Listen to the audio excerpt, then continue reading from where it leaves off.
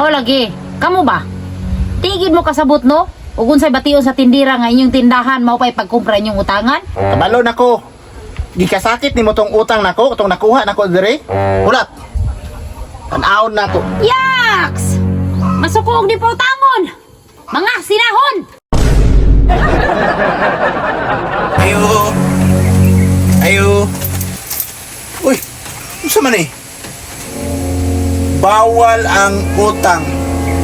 Kasabot? Maayo. Kay nabasa nimo. Why utang? Kasabot? Di pwede. Di pwede. Kuha ko di abe. Ikaw ha? Wa kay batasan ba?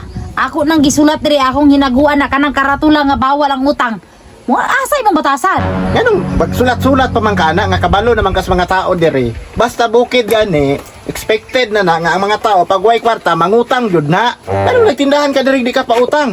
Kabalo naman ka mismo nga once maninda ka, naagyud na yung mangutang kay naay panahon nga gipit imong mga silingan, gipit imong mga customer. Ana ba? Mao lagi. Kamo ba?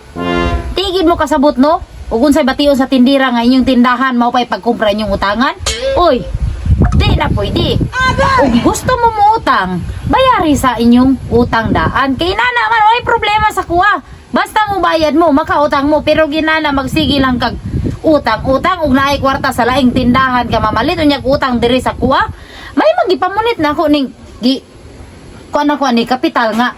Muna pud na taon na kong pangitaan na para maka tindahan pug diri aron napod mo'y duol pamalitanan niya karon inyo rang utangon. Unsa? Baton pud mo kaulaw oy, kabaton pud mo kaluoy sa tindira di ilalim ba? Kabalo nako. Gikasakit nimo tong utang nako, tong nakuha nako diri.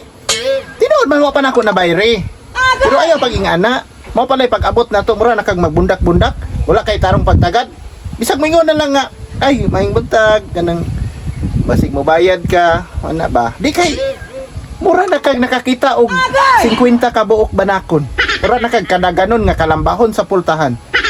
Mura man kag ay kabala ka.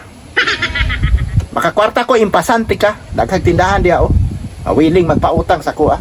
Oh, naaraman day na. Kadaghang tindahan di dito na ka mangutang, di day ka diri mo dagan sa kuha. Wala man ko nang hasi.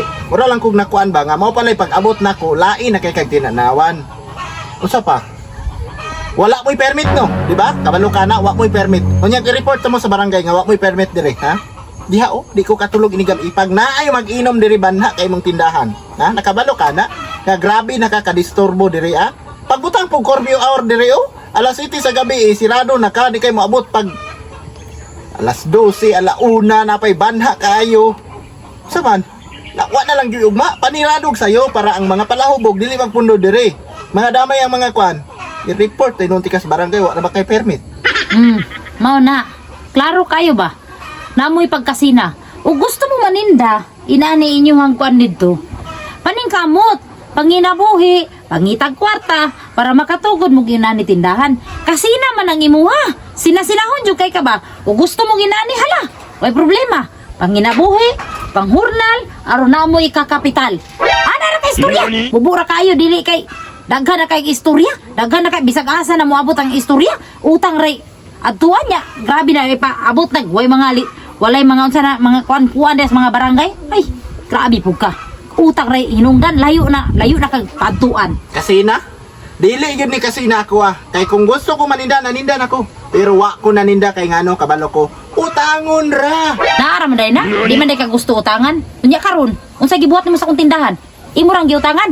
Nangisog na ka ba? Ibundak na nimo imong istorya. Pulata. Imo kong gipalagot, ha? Sige. Wa mo'y permit. Kaning yuta diri inyong gikuanan kaning kasekbet sa barangay ni. Isumbong ta mo. Wala kabalo atong mga opisyalis sa barangay ani. Para i-demolish ninyong tinda diri. Aninda mo nga di mo kabalo mo sabot og customer. Nganad. Ulat. Tan-awon na to. Yaks! Masukog di pa utangon. Mga sinahon.